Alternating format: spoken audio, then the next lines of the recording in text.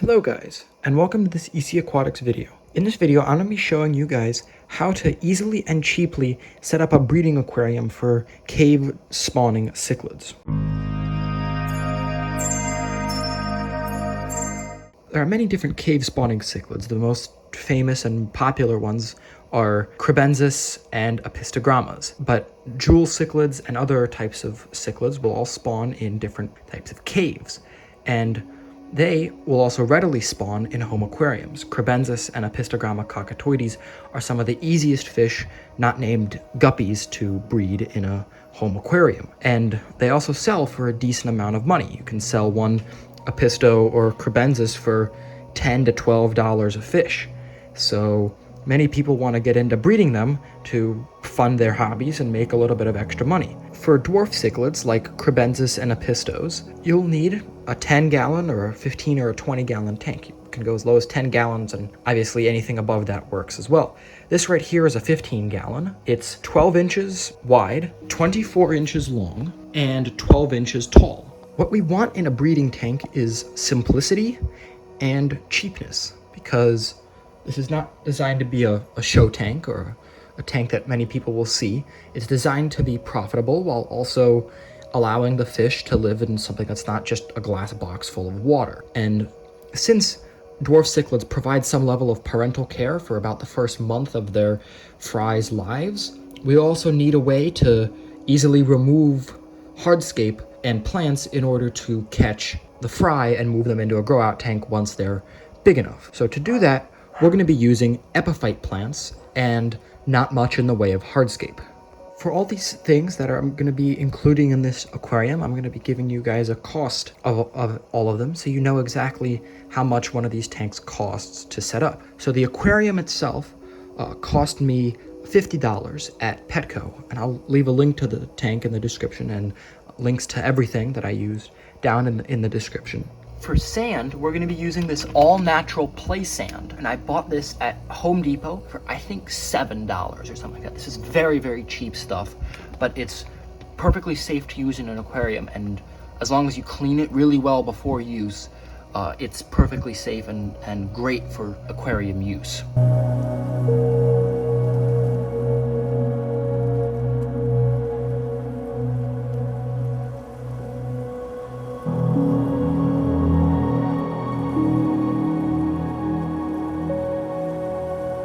You don't need that much sand because we're not going to be really planting any plants into the substrate.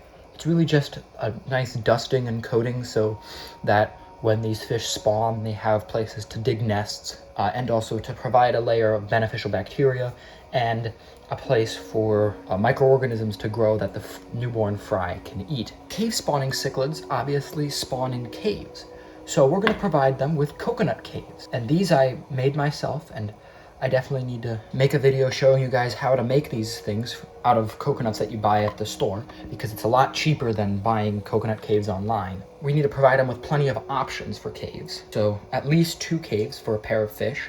I think online, if you buy coconut caves, I think they're about $5 a thing. So we're gonna just add them into the aquarium.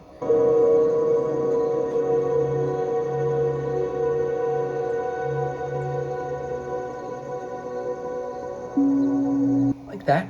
The location doesn't really matter as long as they're in there. Chances are that your cichlids are gonna dig and possibly even rearrange where the caves are located. But now we need to add our plants to the tank. It's now time to prepare our plants. So here are the plants that we're gonna be using, but there's a bunch of Anubias here. I think it's mostly Anubias Nana.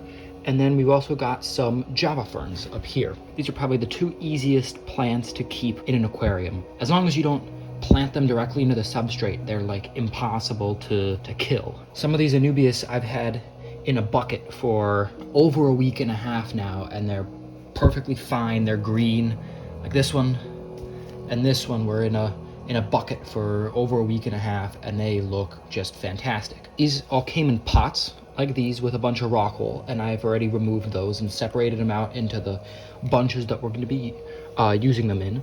So now we're going to take these little pebbles and some cyanoacrylate superglue gel, and we're going to be gluing each little bit of plant down onto one of those little pebbles.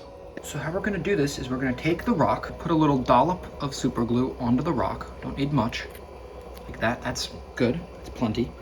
And then we're gonna take our plant, so like our Java fern, and we're gonna hold it down for 10 seconds. 1, 2, 3, 4, 5, 6, 7, 8, 9, 10. There we go. See, the plant is now fully attached.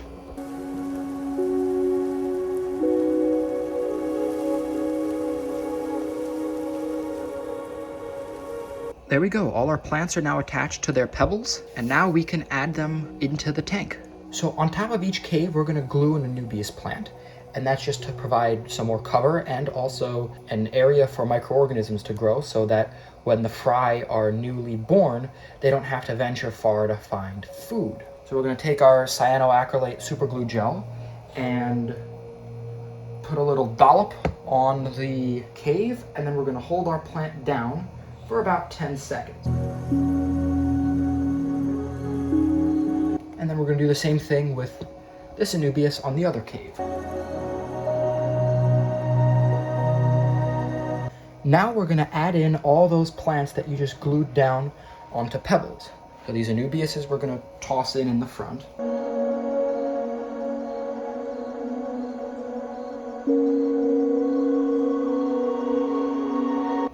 These fish also need line of sight breaks, especially if the pair gets into an argument, for them to be able to find their own escape paths. If a pairing doesn't work out, they're not constantly going after each other and stuff like that. We're gonna add this little Windelov Java fern that I had floating in one of my other tanks. Just right behind this coconut cave. Now we're gonna add in our regular big Java ferns closer to the back of the tank. And obviously keep some space between the plants because they are going to get a lot bigger over time.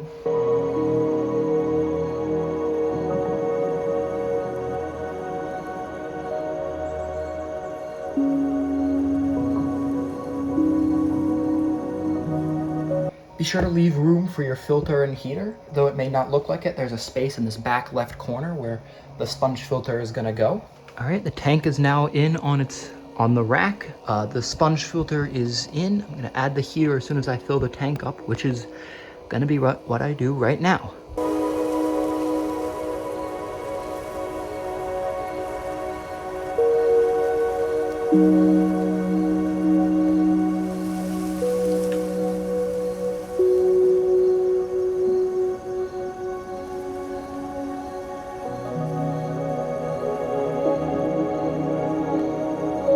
There we go, the tank's now filled up, hooked up the heater and the filter.